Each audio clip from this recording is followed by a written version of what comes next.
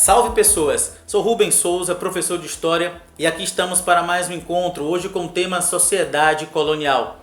A formação da sociedade brasileira deixou marcas. Sociedade escravocrata, modelos autoritários, controlado pelos mandonismos, a naturalização das violências, naturalização das injustiças, disputas desiguais por memórias, desigualdade estrutural, concentração de renda e um gap social fantástico. Ou seja, as identidades foram forjadas no seio de sociedades coloniais. Vamos então compreender quais são as características da nossa sociedade colonial brasileira. Primeira característica, sociedade rural, ou seja, a vida econômica e social se desenvolve, pelo menos em boa parte do período colonial, em torno da grande propriedade rural. E para que a gente possa compreender um pouco melhor, acompanhe comigo. Montou-se uma estrutura baseada na formação de grandes unidades produtivas, os latifúndios, dedicadas ao plantio de um só gênero de exportação e à produção em larga escala. As determinações dessa época moderna criavam economias dependentes, muito especializadas e que visavam a maximização dos recursos e dos lucros fora de seus territórios. O açúcar cumpria todos esses requisitos e faria a alegria do mercado europeu ávido por doçura em pó. Portanto, sociedade rural, ok? Latifúndio, monocultura, voltada para o mercado externo e mão de obra escravizada. Pois bem, a segunda sociedade patrimonialista. Costumo dizer que é o inflacionamento dos poderes pessoais e privados em detrimento da esfera oficial, da esfera pública. Há uma contaminação de esferas, ou seja, público e privado acabam se confundindo ao uso do Estado para fins privados.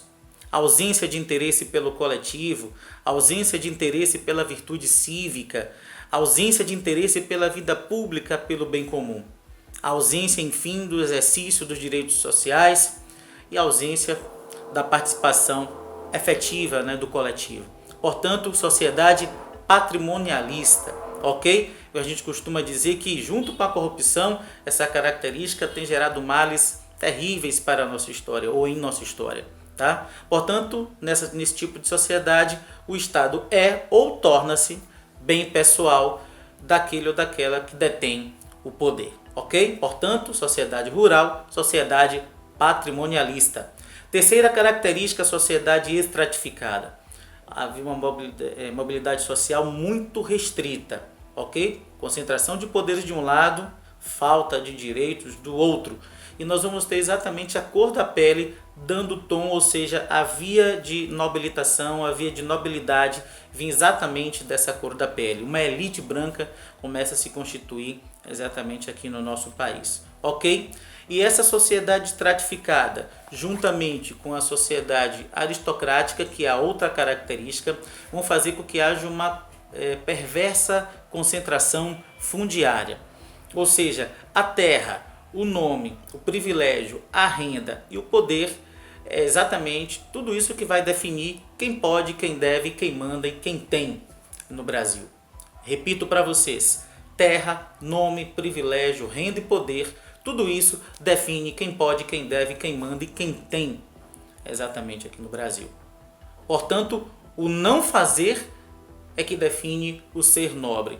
Estamos falando exatamente daqueles que não realizavam os trabalhos manuais, ok? Então essa sociedade aristocrática é que vai marcar os espaços, vai marcar as falas. A ideia de repetir, por exemplo, gestos como sair com alguns de seus escravizados pela rua para que outras pessoas vissem, isso com uma constância, uma vez, duas vezes, três vezes, essa repetição acabava conferindo certeza, é o que a gente conhece como performance do poder.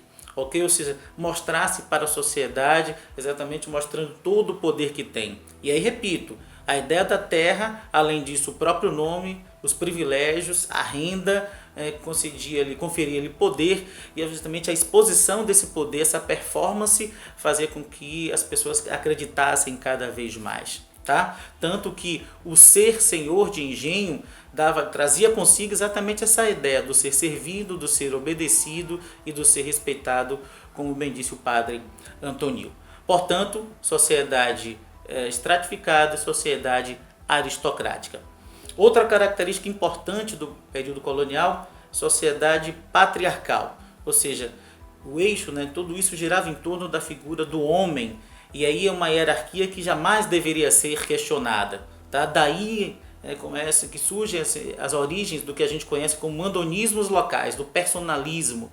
Ou seja, ele personalizava as leis, personalizava as instituições. E era um poder, ou seja, ele era o ícone não só econômico, acabava sendo um ícone também social e, por que não dizer, um ícone político. E a sua família acabava servindo de sustentação, ou seja, de anteparo para todo esse poder que estava concentrado nas mãos desse homem. No caso das mulheres, acabavam sentindo no próprio corpo o peso exatamente também dessa sociedade patriarcal. Tá?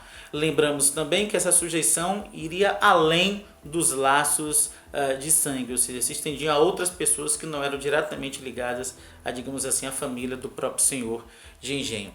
Senhor esse que tinha poder de vida, poder de destino e poder também de morte sobre o outro. Porque o outro estava sujeito a esse senhor, ou seja, a sua vida, os seus destinos e também a morte.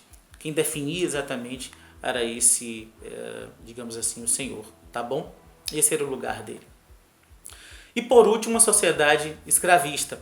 Ou seja, era um evento não só social, mas também um evento econômico, um modelo enraizado, que se converte numa linguagem, e linguagem essa que herdada do passado permanece até os nossos dias. Vamos lembrar que é uma injustiça que foi amparada na legalidade, isso do século XVI até o século XIX. O uso era intenso e extenso, mais de 18 horas por dia de trabalho forçado, vigilâncias constantes, falta de liberdade, expectativa baixíssima de vida. Como eu disse, as mulheres acabavam sentindo muito o peso exatamente dessa sociedade patriarcal e o peso dessa sociedade escravista, então sentiram muito no seu próprio corpo a violência ou as violências do sistema, uma verdadeira arqueologia de castigos, de manuais para exatamente lidar com as inúmeras rebeliões que foram feitas pelos escravizados e escravizadas. Era uma relação, enfim, baseada no medo e na autoridade.